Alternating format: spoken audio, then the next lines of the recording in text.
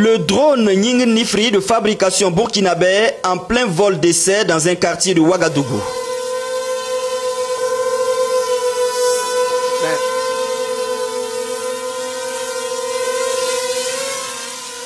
Deuxième vol test, le drone Piga, détecteur d'engins, explosif, improvisé.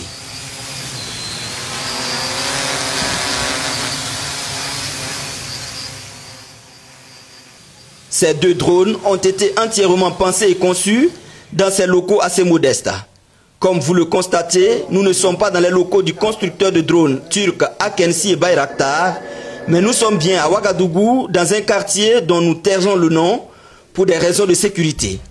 Ici, deux jeunes burkinabés, Alexandre Wamdaougo et Toussaint Kentiga, tous deux passionnés par la technologie, mettent au point des drones à voilure fixe, des drones copteurs, une fusée et d'autres technologies avancées.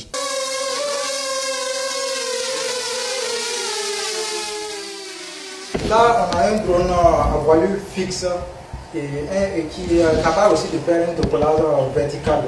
Et ce drone, on l'a nommé Nying Nifri, un nom local pour la nomination.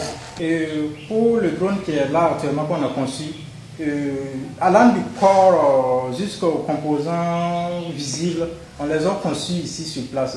Mais maintenant, les composants ici dont on a acheté, c'est juste les moteurs, un petit peu d'électronique quand on a acheté les composants. Mais là, on a acheté les composants électroniques pour en concevoir à notre façon. Mais tout ce qui est allant du corps du drone, les systèmes, les supports mécaniques, etc., on les a conçus sur place. Y compris la géométrie, puisque l'aile, pour qu'un drone vole tout ça, il faut calculer la géométrie des ailes et étudier les systèmes d'aérodynamique, etc. Tout ça, on l'a fait sur place. Ce drone, d'abord, on l'a conçu, comme vous le voyez ici, il sera doté d'une caméra. Ici, il sera doté d'une caméra qui va servir à faire la cartographie, qui va servir à la surveillance aérienne. Voilà. Il peut être utilisé aussi pour la détection.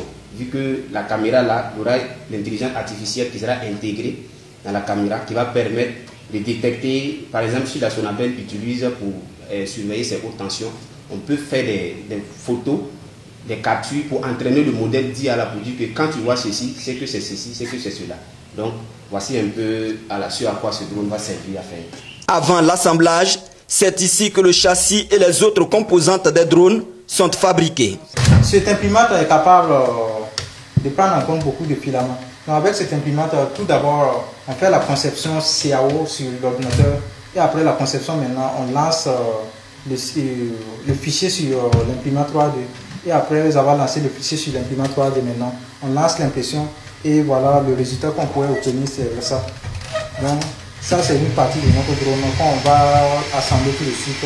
Mais avant l'impression, le travail est fait sur papier, ensuite sur l'ordinateur. On a un papier sur lequel on va étudier le système, faire les différents calculs géométriques, aéronautiques, l'étude aérodynamique, faire même souvent les connexions électroniques, tout ça. Et maintenant, on passe sur l'ordinateur. Et sur l'ordinateur, maintenant, on fait la simulation sur l'ordinateur. Et les parties à concevoir, maintenant, on adapte avec la conception qu'on a fait sur le papier. En termes d'usage, le drone Nying Nifri, qui signifie l'œil d'en haut, peut être employé à l'usage civil dans le domaine de la topographie, la cartographie, l'agriculture, la photographie, la vidéographie aérienne, l'inspection des infrastructures et la surveillance des lignes électriques. Dans le domaine sécuritaire, il peut être employé à la surveillance des zones sensibles et l'espionnage. Selon ses concepteurs, le drone peut voler à une vitesse de 60 à 70 km/h.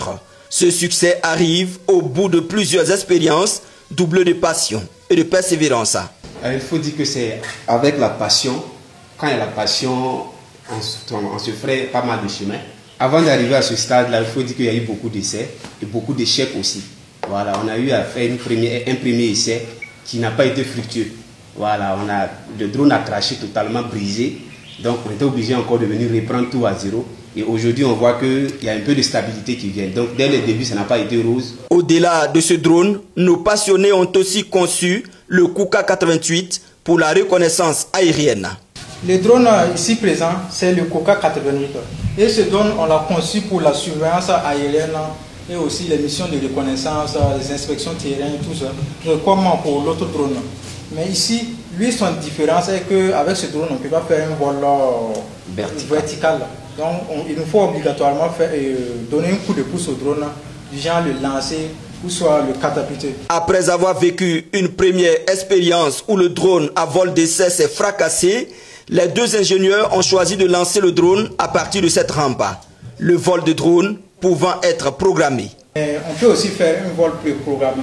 Là, on programme le vol, les différentes positions GPS qu'on veut que le drone aille, les différentes missions qu'on veut que le drone effectue. On peut aussi programmer juste pour les positions où le drone va aller. Et concernant la caméra, le retour vidéo, c'est l'opérateur qui va s'en charger de ça. On programme de telle sorte où tout sera chargé par le système. Et là maintenant, on a juste qu'à lancer le drone. Et une fois que le drone a été lancé, c'est tout. On le drone ira faire la mission et venir atterrir dans toute sécurité. Autre fabrication qui fascine, c'est le drone Piga, nom donné en hommage au capitaine Piga, intrépide guerrier, tombé pour la patrie. Là, c'est le drone qu'on a sur la table, le Piga. C'est son modèle 3D qui est là. Et à travers ce modèle 3D, là, on avait lancé l'achat de ce frame à une compagnie qui font la découpe de la fibre de carbone. Mais une fois qu'on est équipé avec une machine CNC découpe pour la fibre de carbone, on pourra en faire toutes ces découpes nous-mêmes. Ce drone est conçu uniquement pour la détection des engins explosifs improvisés afin d'aider les forces de défense et de sécurité dans leur mission de ravitaillement et aussi dans leur progression sur le champ de bataille. Effectivement, le drone a été conçu pour détecter les mines enfouies dans le sol.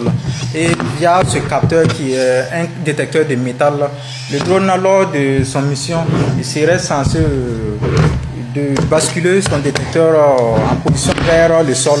Donc, ce qui va permettre maintenant de bien sculpter le sol afin de détecter les mines. Vu que sous les mines, la conception de ces mines, il y a forcément l'usage des objets métalliques tels que les fils métalliques, même les petits fils, les câbles électriques pour l'alimentation de ces mines en énergie. Donc ce détecteur est capable de les détecter. L'appareil est doté d'une carte de contrôle FC, d'un fly controller, d'une batterie de 6S, des contrôleurs moteurs, 4 moteurs des hélices, un récepteur, un système de télémétrie et un capteur, entre autres. Donc, par exemple, si nos soldats veulent faire une mission peut-être dès le lendemain, ils peuvent se réveiller à l'aube ou soit la veille, envoyer le drone d'inspecter d'abord le terrain. Et là, le drone, une fois pendant les inspections, le drone va détecter les différentes suspicions et puis l'enregistrer maintenant enregistrer la position sur la plateforme numérique.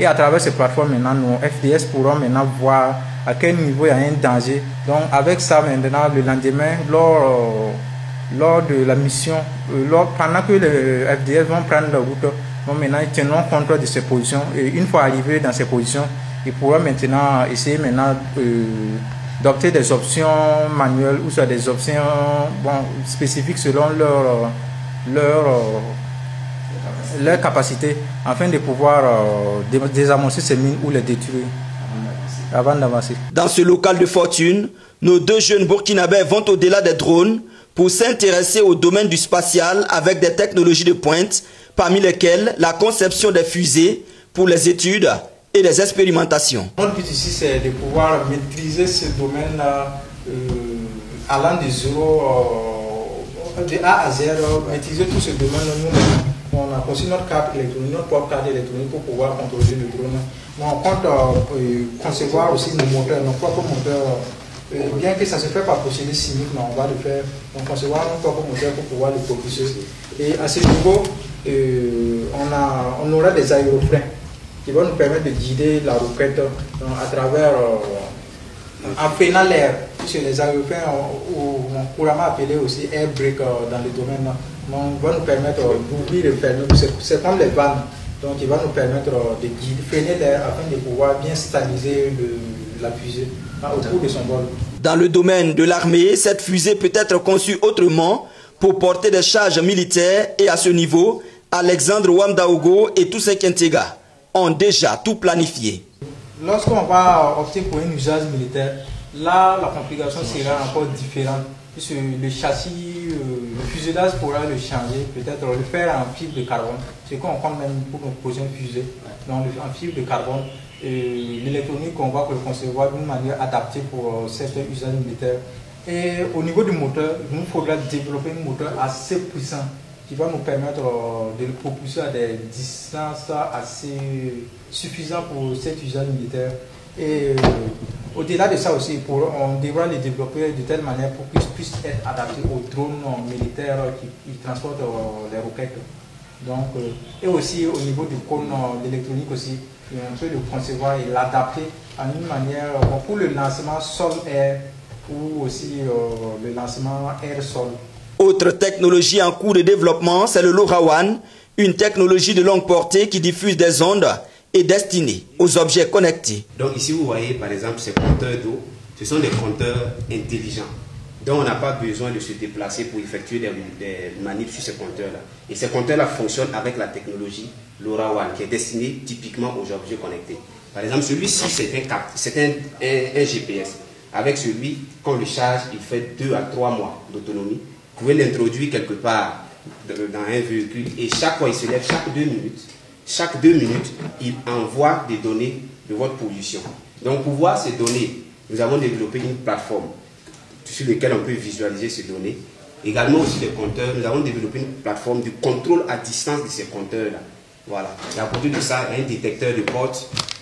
Celui-ci, c'est un capteur d'humidité qu'on introduit dans le sol qui s'élève chaque matin et qui t'envoie l'humidité du sol. Cette nouvelle technologie est destinée à la nationale de l'eau pour la gestion à distance de ces compteurs.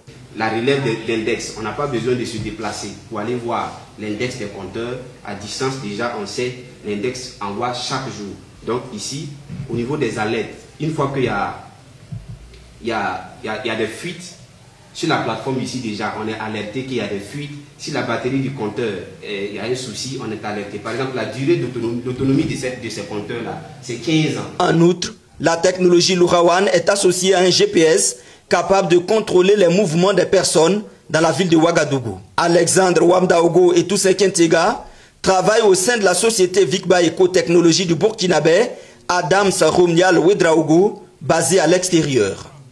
Disons que nous ne sommes pas deux seulement, nous travaillons avec des ingénieurs, mais qui ne sont pas sur place au Burkina Faso. Nous travaillons avec 3 ingénieurs qui sont de l'autre côté, en Europe. Voilà, donc c'est avec eux, en synergie, ensemble, que nous développons cela. Oui, à Ouagadougou, ici, nous n'avons pas de partenaire, personne ne donne un coup de main. Nous sommes seulement 2 à développer cela. Ce travail répond à la vision du chef de l'État, le capitaine Ibrahim Traoré, qui appelle de tous ses voeux la jeunesse burkinabé à s'engager pleinement au travail, notamment dans l'invention, pour qu'à terme, le pays puisse limiter ses importations.